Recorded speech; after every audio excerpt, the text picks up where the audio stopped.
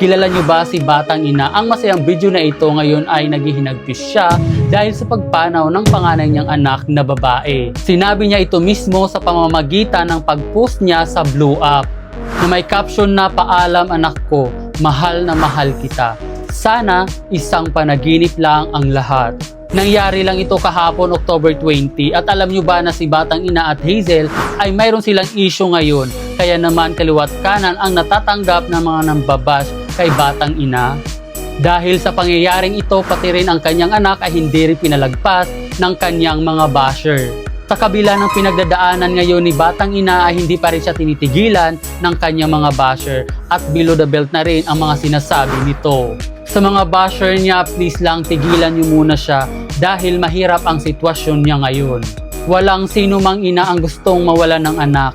Antayin niyo na lang ang statement ni Batang Ina tungkol sa nangyari sa kanyang anak. Soaring in peace, little one.